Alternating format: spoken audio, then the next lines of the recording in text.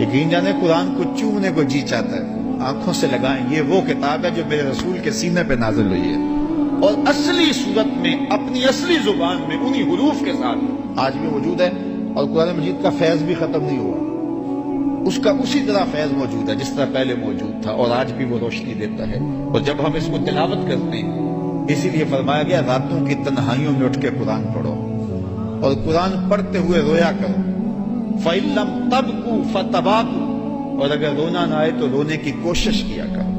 حضرت داتا گنج بخش علی حجویری علیہ رحمہ سے کسی مرید نے کہا، حضرت اگر رونے کی کوشش کریں پھر بھی رونا نہ آئے، فرمایا پھر مقدر پہ رویا کرو۔ اتنے سنگ دل ہو گئے ہو کہ قرآن پڑھنے سے تمہیں رونا نہیں آتا؟ کتنی وہ بابرکت کتاب جو رب کی منزل ہے، جس کو جبریل لے کے آئے، جو رسول اللہ کے سینے پہ نازل ہوئی ہے، اور کتاب وہ ہے، قرآن کہتا ہے کہ پتھروں پہ نازل ہوتی تو وہ ریزہ ریزہ ہو جاتی۔ یہ رسول اللہ کا سینہ تھا جس نے اس کتاب کو سہار لیا۔ اور ایک حدیث میں نے پڑھی، اور جب میں نے زندگی میں پہلی مرتبہ پڑھی تھی تو دیر تک اس کا نشہ نہیں اترا تھا، شاید جو پہلی مرتبہ سنے اس کو وہ حظ محسوس ہو۔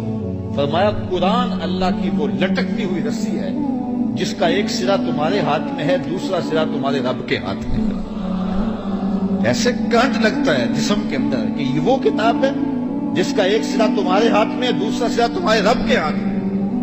تو یار یہ تاریں آ رہی نا بجلی کی، اس میں کرنٹ ہے، ان کو ہاتھ میں پکڑ لیں تو ایک سرا آپ کے ہاتھ میں ہے، لیکن دوسرا سرا پاور ہاؤس سے نہ جڑا ہوا ہو تو کچھ نہیں ہوتا، لیکن اگر دوسرا حصہ پاور ہاؤس سے جڑا ہو تو ہاتھ لگائیں گے تو کرنٹ پڑے گا۔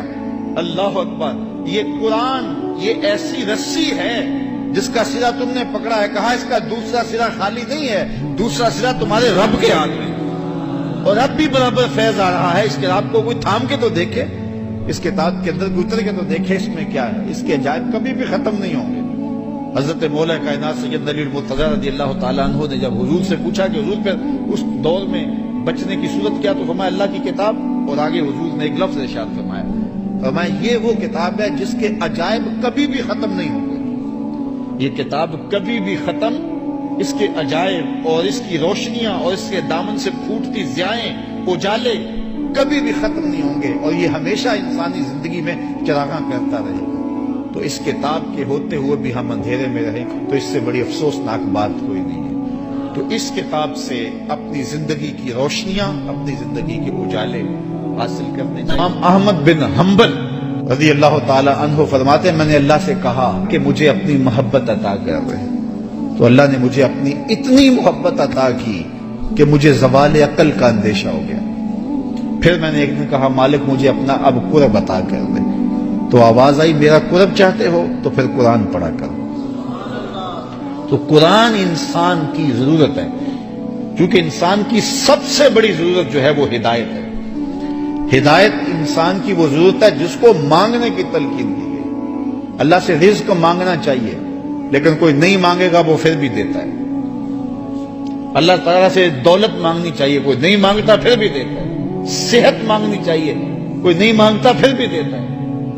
لیکن ہدایت اتنی اہم ضرورت ہے کہ جسے میسر ہے اسے کہا گیا تو بھی مانگ۔ روزانہ ہر نمازی ہر نماز کی ہر رکعت میں وقالتاً یا اصالتاً پڑھتا ہے اہدنا الصراط المستقیم، یہ روزانہ پڑھتا ہے، اور وہ مصلی پہ کھڑا ہو کے قبلہ رو ہوتا ہے، اور پھر بھی یہ مانگ رہا ہوتا ہے۔ مجھے بتاؤ کتنی ضرورت ہے انسان کی ہدایت۔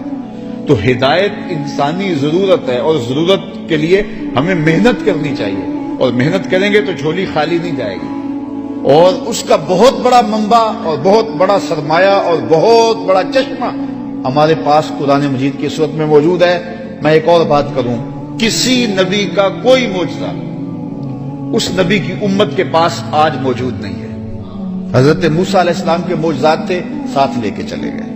حضرت عیسیٰ علیہ السلام کے معجزات تھے، ساتھ لے کے چلے گئے۔ چھوٹے معجزات نہیں، بڑے بڑے معجزات تھے۔ ید بیضا دیا گیا، اور پھر کوڑی کو ہاتھ پھیرتے شفا ملتی، نابینے کی آنکھوں پہ انگلی رکھتے روشنی اتر آتی، مردے کو ٹھوکر مارتے اٹھ کے باتیں کرنے لگ جاتے۔ کتنی بڑی بات ہے۔ حضرت موسیٰ علیہ السلام کا معجزات دیکھیے، عصا ہے کبھی سام بن جاتا ہے، کبھی جھاڑیاں اس سے توڑتے ہیں، کبھی پتے جھاڑتے ہیں، کبھی رات کو روشنی دیتا ہے۔ ید بیضا ہے، کیا کیا معجزات تھے۔ کبھی پتھر پہ مارتے ہیں تو پھٹ جاتا ہے، پانی کے چشمے پھوٹتے ہیں. لیکن آج عصائے موسوی بھی نہیں ہے، آج ید بیضا بھی نہیں ہے. آج جو ہے وہ معجزات نبیوں کے ان کی امتوں کے پاس نہیں ہیں. اور میرے نبی علیہ السلام کا سب سے بڑا معجزہ قرآن آج بھی اصلی صورت میں ہمارے پاس موجود ہے.